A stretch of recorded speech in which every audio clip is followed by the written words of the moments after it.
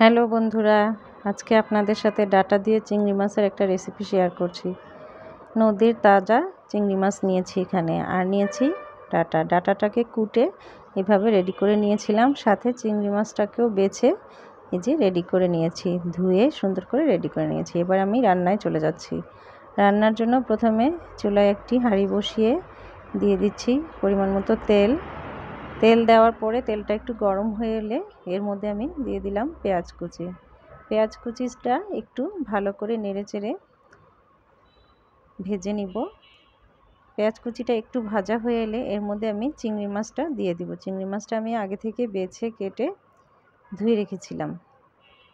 চিংড়ি মাছটা পেঁয়াজটার সাথে দিলে একটু মাছটা ভাজা ভাজা হবে, ফ্লেভারটা ভালো আসবে।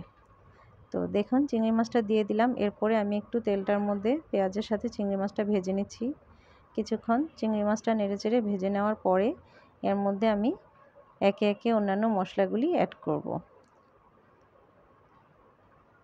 যখনই দেখবেন যে চিংড়ি মাছের গায়ের পানিটা কমে এসেছে, একটু ভাজা গ্রান এসেছে, তখনই একে একে মশলা দেওয়া শুরু করবেন। এই যে প্রথমে আমি একটু হলুদ গুঁড়ো দিয়ে নেড়ে নিলাম। এরপর আমি একে একে বাকিগুলি দিয়ে দিচ্ছি। পরিমাণ মতো লবণ, এরপরে দিয়ে দিচ্ছি ধনের গুঁড়ো, জিরের গুঁড়ো, এরপরে মরিচের গুঁড়া, আর দিচ্ছি আদা বাটা ও রসুন বাটা। আদা এবং রসুন আমি একসাথে পেস্ট করে রেখেছিলাম, তাই পরিমাণ মতো দিয়ে দিয়েছি। আপনারা যদি আলাদা আলাদা করে রাখেন ওই আন্দাজ করে দিয়ে নেবেন। তারপর আমি এখানে দিয়ে দিচ্ছি একটু পানিটা দিয়ে দিলে মশলাটা পুড়ে যাবে না, কষানোটা সুন্দর হবে।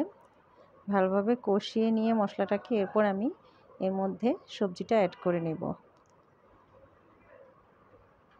কিছুক্ষণ ভালো করে এইভাবে মাছ সহ মশলাটা আমি কষিয়ে নেওয়ার পরে এখন আমি আমার কেটে বেছে ধুয়ে রাখা ডাটাগুলি দিয়ে দিচ্ছি। এবার ভালোভাবে মশলার সাথে ডাটাগুলি আমি মিশিয়ে নিচ্ছি।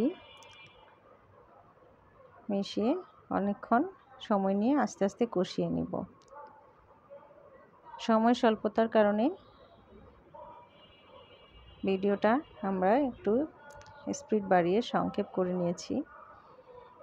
তারপরেও আপনারা বুঝে নেবেন, রান্নার কষানোটা যত ভালো হবে আপনার রান্নাটা তত মজা হবে। যে কোনো সবজি, বিশেষ করে মাংস, সবজিটা অল্প কষানিতেই হয়ে যায়, সেদ্ধ হয়ে যায়, কিন্তু মাংসটা আপনি সময় নিয়ে কষালে বেশি মজা হয়।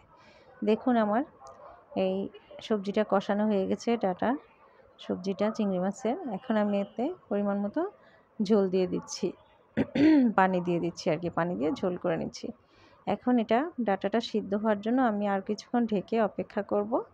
সিদ্ধ হয়ে গেলে হয়ে যাবে আমার মজার ডাটা চিংড়ি তরকারি। কেমন হলো বন্ধুরা? দেখে ভালো লাগলে একটা কমেন্ট করে যাবেন ও চ্যানেলটি সাবস্ক্রাইব করে যাবেন।